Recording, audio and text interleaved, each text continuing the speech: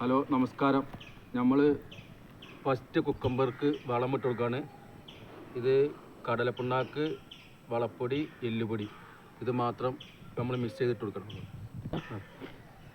ഇത് കാണട്ടോ, ഇതാണ് നമ്മൾ വളമ ഇങ്ങനെ ഇട്ട് കൊടുക്കുക. ഫസ്റ്റത്തെ വളമാട്ടത് നമ്മൾ ജൈവവളം മാത്രമേ നമ്മൾ ഉപയോഗിക്കുള്ളൂ.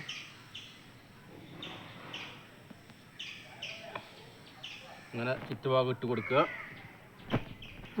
എന്നിട്ട് നമ്മൾ കുറച്ച് മണ്ണ് കൂട്ടി കൊടുക്കണം. കാരണം ഇതിന് വേര് വരാനുള്ള ടൈം വരുമ്പോൾ കുറച്ച് മണ്ണ് നമ്മൾ കൂട്ടി കൊടുക്കണം. ചെറുന്നനെ ഇങ്ങനെ ചെറുന്നനെ ഒന്ന് കൂട്ടി കൊടുക്കണം. ഫസ്റ്റത്തെ വളമാണ്. അപ്പോൾ കുറച്ച് മണ്ണ് നമ്മളിങ്ങനെ കൂട്ടി കൊടുക്കാം. ഇങ്ങനെ ചിരട്ടോണ്ടോ എന്തിനോടോ ഇട്ടിട്ട് ഇങ്ങനെ കൈകൊണ്ട് ഇങ്ങനെ ആക്കി കൊടുക്കുക. ഇങ്ങനെ ആക്കി കൊടുത്താൽ അപ്പോൾ നല്ല വേര് കൊടുത്ത് നല്ലോണം പൊന്തി തളർത്തി വരും.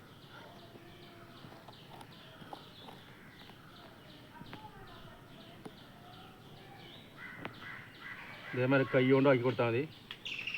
കൈ പിന്നെ കഴിക്കാൻ മതി.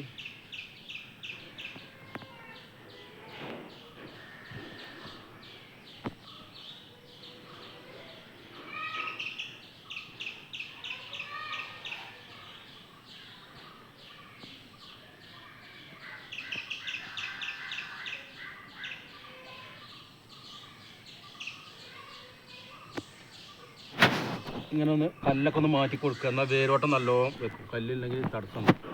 അപ്പോൾ നല്ല ചെറിയ കുട്ടികളെ പരിപാലിക്കണമാർക്ക് ചെയ്യാം. ചെറിയ കുട്ടികളെ പരിപാലിക്കണമാർക്ക് നമ്മൾ ചെയ്യാം. എന്നാലേ നമുക്കിത് വന്ന് പ്രതിഫലം കിട്ടുള്ളൂ.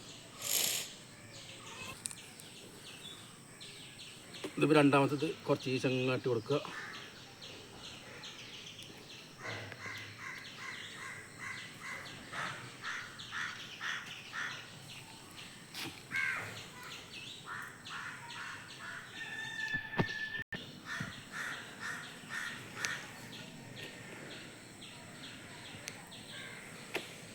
ഇത് നമ്മൾ ജൈവം മാത്രമേ ഇതിനെ ഉപയോഗിക്കാൻ പാടുള്ളൂ. കാരണം ഇത് പച്ചക്ക് തിന്നൊരു സാധനമാണ്. പച്ചക്കല്ല ഏത് സാധനമായാലും നമ്മൾ ജൈവം മാത്രമേ ഉപയോഗിക്കുള്ളൂ. പിന്നെ അതല്ല, പൊതുവേ അത് നമ്മുടെ നാട്ടിൽ മാത്രം കഴിഞ്ഞ പ്രാവശ്യം ഉണ്ടാക്കിയിട്ട് ഫുള്ള് നാട്ടിൽ സെയിൽ ചെയ്ത ആളാണ്. ഫുള്ള് ഗർഭിണികൾ അങ്ങനത്തെ ഷുഗറുള്ളവർ, പ്രഷറുള്ളവർ പച്ചക്ക് കഴിക്കുന്ന സാധനമാണ്. ഒരിക്കലും നമ്മളിതിന് കെമിക്കലും കാര്യങ്ങളൊന്നും ഉപയോഗിക്കരുത്. കാരണം നമ്മളിത് വെറും പച്ചക്ക് സലാഡായിട്ട് ഉപയോഗിക്കുന്ന സാധനമാണ്. അപ്പോൾ ഏത് സാധനമായാലും നമ്മൾ കെമിക്കൽ ഉപയോഗിക്കരുത്.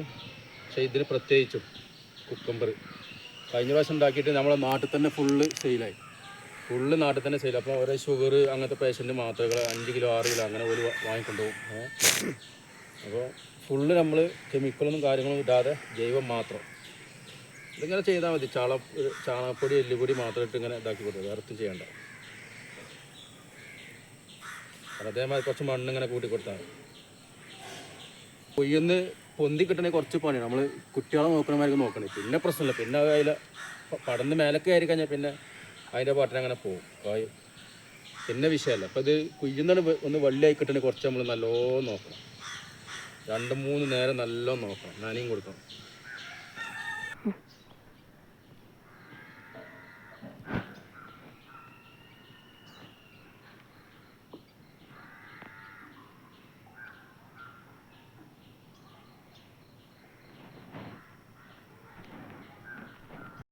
ഇതിപ്പോൾ നമ്മൾ ഒരാഴ്ച ഒരു 9 ദിവസമായ ഒരു കുക്കമ്പർ സ്റ്റേജാണിത്. 9 ദിവസമായിട്ടുള്ളൂ ഈ കുക്കമ്പർ സ്റ്റേജ്. ഇനിയിപ്പോൾ നമുക്ക് ഈ വളം വെട്ട് ഏകദേശം ഒരു ആഴ്ച ആകുമ്പോഴത്തേന് ഏകദേശം പന്തൽ കയറ്റാൻ പറ്റും. ഏകദേശം തൂമ്പ് മൂന്നാമത്തെ ഇല വരൽ തുടങ്ങി. അപ്പോൾ ഏകദേശം പന്തലുമ്പോൾ കെട്ടാം. പിന്നെ നമുക്ക് വലിയ പണികളൊന്നും ഉണ്ടാവില്ല. ഇത് ചെറിയതാകുമ്പോൾ നമ്മൾ ശരിക്കും നോക്കണം. 2-3 നേരം ഒന്ന് നോക്കണം.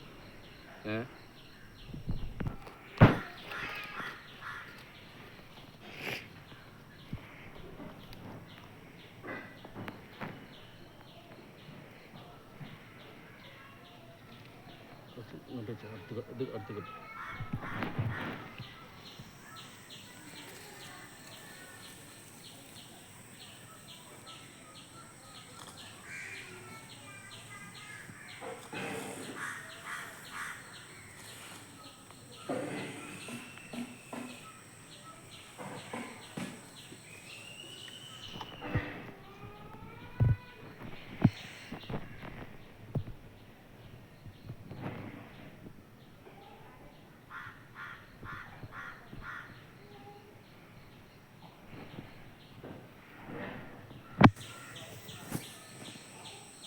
ഈ കല്ലൊക്കെ നമ്മൾ മാറ്റി കൊടുക്കണം. നല്ല കല്ല് വെറും മണ്ണ് മാത്രമാക്കിയിട്ട് കൈയോണ്ട് ഇങ്ങനെ ആക്കി വേണം വെച്ചാൽ ഉണ്ടോ. അപ്പം നമ്മൾ നല്ല ഫിനിഷിങ്ങായി വൃത്തിയാക്കിയിരുന്നു. എപ്പോഴും കൃഷിയുടെ എപ്പോഴും വൃത്തിയാക്കുന്നു. എനിക്കുള്ള അറിവ് കൈമാറുക. ഞാൻ വലിയ കൃഷിക്കാരനൊന്നുമല്ല. എനിക്കുള്ള അറിവ് മാത്രം കൈമാറുക. തെറ്റുണ്ടെങ്കിൽ ഇങ്ങോട്ട് തിരുത്തി തരണം.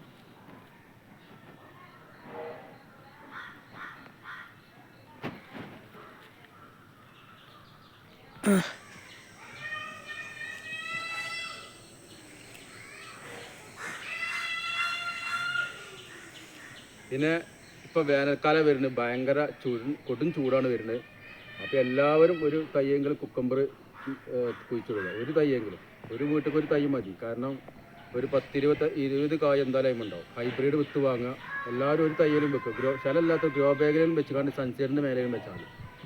കാരണം വേനൽക്കാലം വരുന്നത്, നോൽമ്പാണ് വരുന്നത്. അപ്പോൾ എല്ലാവരും ഒരു തയ്യെങ്കിലും വെക്കുക. പിന്നെ ഈ വീഡിയോ ചെറിയൊരു ഫോണിലാണ്, നമ്മൾ കഴിയണമായി ചെറിയ ഫോണിലാണ് വീഡിയോ ചെയ്യുന്നത്. അപ്പോൾ എന്തെങ്കിലും ക്ലിയർ കമ്മിയോ ഡബിങ്ങോ എന്തെങ്കിലും പ്രശ്നങ്ങളുണ്ടെങ്കിൽ ക്ഷമിക്കണം. കാരണം നമ്മൾ കഴിയണമാരൊക്കെ ചെയ്യണത്. കാരണം ഇത് ഒരു ലൈക്ക് ചെയ്യാനോ ഇതല്ല. നിങ്ങൾ ആരെങ്കിലും ഒരാൾ കൃഷിയിലേക്ക് വന്നാൽ ഞാൻ അഭിമാനമാണ്. അപ്പോൾ എല്ലാവരും ഒരു തയ്യെങ്കിലും വെക്കുക. ഓക്കെ എന്നാൽ നമസ്കാരം.